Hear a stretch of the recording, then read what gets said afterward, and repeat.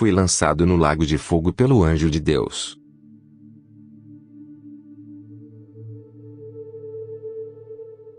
O mundo espiritual na vida após a morte.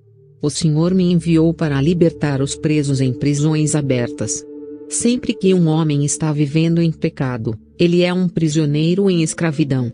No entanto, quando um homem aceita a mensagem de arrependimento, ele sai da prisão. A mensagem de arrependimento que recebi do Senhor é um visto para o céu. Esta mensagem irá prepará-lo para a vida eterna, mas há um espírito no homem, o sopro do Todo-Poderoso, que lhe dá entendimento. Amado, nosso corpo é apenas um envelope. É a nossa alma que importa. Quando nossa alma deixa o corpo, ela está acabada para este corpo e suas demandas. É bom ir à igreja, orar e ler a Bíblia, mas o mais importante é o temor do Senhor. Na verdade, eu estava morto e estava condenado. É por causa da graça e compaixão do Senhor que eu voltei à vida. Quero dizer, eu estava literalmente morto e enterrado. Eu estava em uma vida de prostituição e alcoolismo. Minha vida era só me divertir indo a boates e bares. Eu estava saindo com amigos para tomar cerveja e me prostituir. Eu estava seguindo a tendência das celebridades musicais, me vestindo como elas, copiando seu estilo de corte de cabelo. Lembro-me de quando o Senhor me levou para a cidade. Desembarcamos diante de um bar onde vi um homem vestido de branco. Este homem estava acompanhado por um demônio esqueleto, um demônio humanoide e muitos espíritos malignos. Enquanto a música tocava neste bar, eles entraram no bar. Este homem de branco disse a esses espíritos malignos que estavam com ele: quero que todos vocês vão aos banheiros de todos os bares e boates da cidade. Quero que o primeiro grupo implante o espírito do celibato no banheiro de cada bar e boate. Quero que o segundo grupo desdobre o espírito de esterilidade. Quero que o terceiro grupo implante o espírito do divórcio nesses banheiros. Quero que o quarto grupo implante o espírito da doença nos banheiros desses bares e boates. Pois sempre que as pessoas bebem nos bares e boates tendem a ir ao banheiro. É aí que eles obtêm espíritos impuros de celibato, doença, esterilidade. Muitos trouxeram doenças e problemas em suas casas por causa de seus pés que iam para bares e boates. Eu vi o demônio esqueleto entrando nesses bares, e ele estava dançando com as pessoas que não podiam vê-lo. Enquanto ele dançava, eu vi seus ossos caindo de seu corpo esquelético no chão um por um. No final, vi que todo mundo estava bêbado no bar. Muitas pessoas causaram problemas às suas famílias por causa desses lugares. Quando saímos deste bar, meu companheiro me conduziu por um lugar da cidade onde vi 2 plantações de hortaliças crescendo no solo. A primeira plantação era de vegetais que estavam maduros e prontos para a colheita, e a segunda plantação era de vegetais que ainda estavam crescendo, porque ainda não estavam maduros. No entanto, vi meu companheiro passando a mão sobre esses vegetais que não estavam maduros, ignorando a plantação de vegetais que estavam prontos para a colheita. Eu disse a ele: irmão, esta plantação aqui está amadurecendo e pronta para a colheita. Vamos pegar alguns deles para que possamos sentir fome. Podemos cozinhá-los, pois estão amadurecendo e prontos para a colheita. Meu companheiro me disse: posso ver que você gosta daquela plantação que está pronta para a colheita. Eu disse: isto está pronto para a colheita e eles estão maduros. Meu companheiro disse: você deve entender que Deus não está satisfeito com esses vegetais que ficaram maduros. De fato, esta primeira plantação de vegetais pronta para consumo cresceu mais rapidamente que a segunda. Isso é por causa de fertilizantes químicos.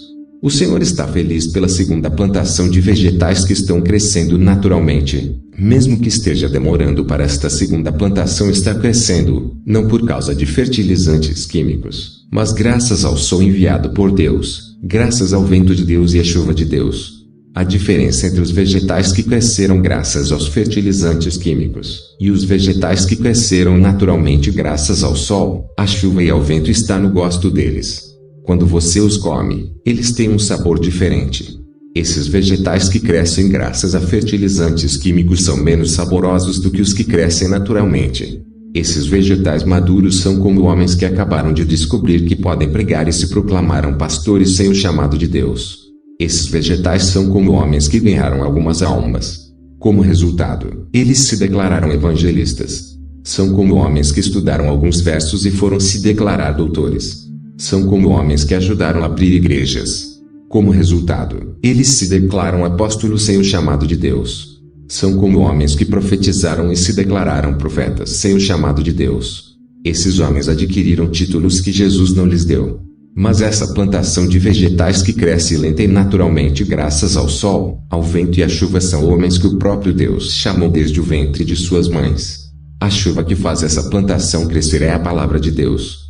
O vento que faz essa plantação crescer é a unção do Espírito Santo e o sol que faz essa plantação crescer é o poder de Deus.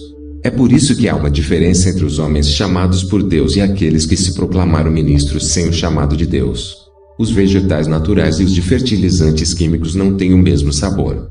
Você dirá a esses homens que se apoderam de títulos que Deus não lhes deu, esses títulos os acusarão no dia do juízo. Eu estava viajando no mundo espiritual com este homem que era um senhor, mas eu não o conhecia. Mais tarde Jesus virou-se para uma grande águia, e ele me pediu para subir em suas costas e segurar as asas da grande águia, e começamos a voar no mundo invisível. Jesus é Deus, e Jesus é Senhor. Quando Jesus retornou à sua forma humana, ele me disse: muitos pastores receberam fundos do anticristo para a construção de edifícios maciços. Muitos pastores entregaram as almas de seus membros a Lúcifer. Então Jesus fez um sinal com a mão. Como resultado, uma tela apareceu. Nesta tela, eu vi um esqueleto que estava segurando um tridente, mas ele estava em uma gaiola que estava selada e fechada. Perguntei a Jesus: quem é esse esqueleto? Ele me disse: ele é o Senhor da morte. Perguntei a ele: o que significa isso, Senhor da morte? Você quer dizer literalmente a morte? Jesus me respondeu: absolutamente, é a morte. Então eu vi Jesus fazendo um sinal com a mão. Como resultado, a jaula do Senhor da morte foi aberta. Então Jesus ordenou que este anjo da morte viajasse para a terra e tirasse a vida de uma mulher. Eu vi o Senhor da morte viajando para a terra. Ele entrou na casa de uma mulher que era cristã e a golpeou com seu tridente. Após isso, a mulher morreu. Então o Senhor da morte levou a mulher a Jesus Cristo, e Jesus levou esta mulher ao lugar de descanso, que é o paraíso. Jesus me disse: a mulher é uma cristã nascida de novo. Se eu deixá-la continuar a viver na terra, ela vai retroceder e perder a fé. É por isso que ordenei que a morte lhe tirasse a vida para que ela ficasse no local de descanso. Perguntei a Jesus Cristo: irmão, você realmente envia o Senhor da morte para matar pessoas? Jesus me disse: Mimi, tome seu tempo e observe. Então eu vi Jesus mandando o Senhor da morte novamente para tirar a vida de um homem na terra. Eu vi o Senhor da morte acertar este homem com seu tridente. Como resultado, o homem morreu. Ele transportou este homem para a morada dos mortos. Eu estava assistindo essa cena com Jesus na tela. Então eu vi uma cena na tela em que eu estava sentado em nosso recinto. De repente, a cena se tornou realidade. Eu vi que estava sentado em nosso recinto como eu via na tela, mas desta vez era a realidade. Eu estava sentado lá em nosso recinto. Então, de repente, vi o Senhor da morte entrando em nosso lugar e ele veio e ficou bem atrás de mim. O Senhor da morte levantou seu tridente para me bater e me matar. Neste exato momento, Jesus Cristo disse ao Senhor da morte: pare.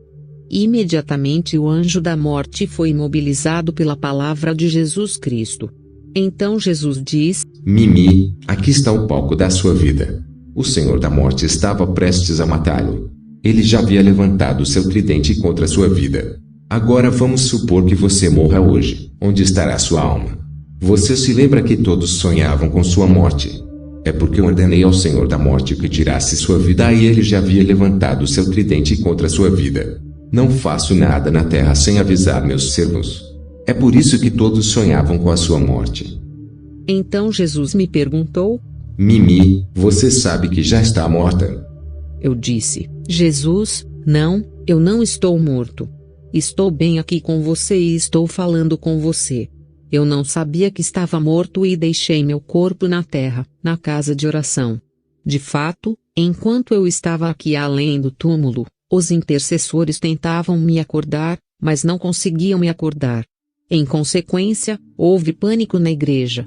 Mais tarde, a notícia finalmente chegou à minha família, que correu para a igreja, para ver o que aconteceu. Eu estava com Jesus Cristo. Ele disse: Traga-me o livro dos mortos. O livro antigo foi trazido a ele. Minha querida, muitas pessoas têm seus nomes escritos no livro dos mortos porque seus dias estão contados e esgotados. Mesmo que estejam andando na terra, estão destinados a morrer. O maligno vem para roubar e matar. Irmão, quando vi o livro dos mortos, tremi e o Senhor abriu o livro dos mortos e me mostrou meu nome.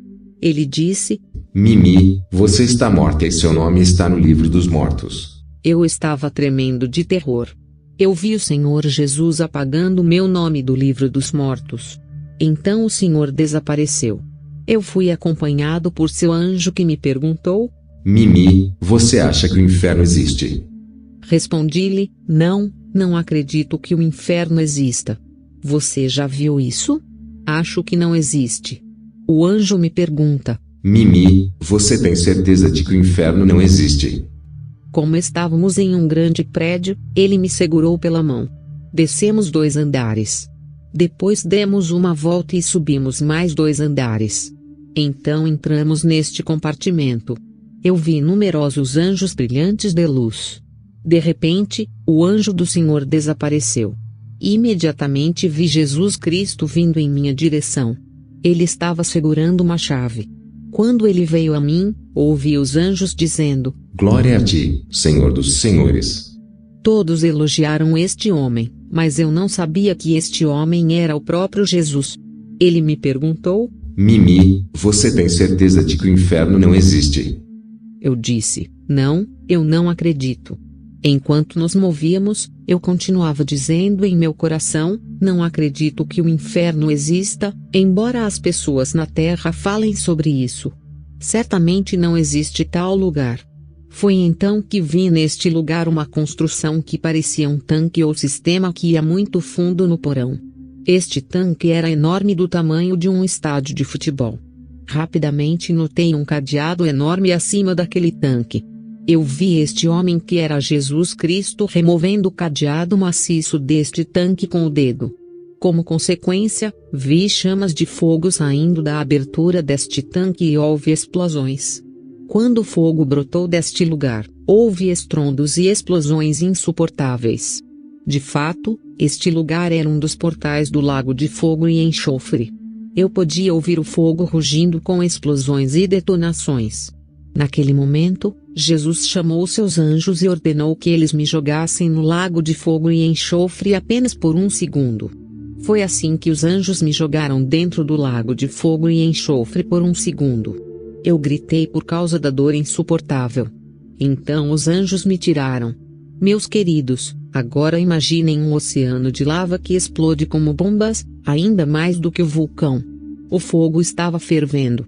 Enquanto eu chorava, Jesus me perguntou: Você viu alguma coisa dentro do lago de fogo? Você viu madeira ou fumaça ali? Eu disse: não havia nada nem ninguém dentro. Jesus me disse: Aqueles que vivem em pecado serão como lenha neste fogo. Mimi, se você não mudar seu estilo de vida, vai acabar aqui. Teria sido melhor para você não ter nascido em primeiro lugar. Enquanto Jesus falava comigo, a boca do lago de fogo ainda estava aberta, e eu estava incomodado com as detonações e explosões que vinham da abertura desse tanque, que na verdade, era uma entrada para o lago de fogo. Eu queria que Jesus ordenasse a seus anjos que fechassem este tanque mais cedo. Jesus me disse: Não há ninguém dentro do lago de fogo e enxofre. Aqueles que vivem em pecado serão como madeira no lago de fogo. Os que estiverem no lugar de tormento serão lançados no lago de fogo e enxofre. Queridos cristãos, se o pecado está ligado a você, se você não pode desistir da vida pecaminosa, busque a libertação.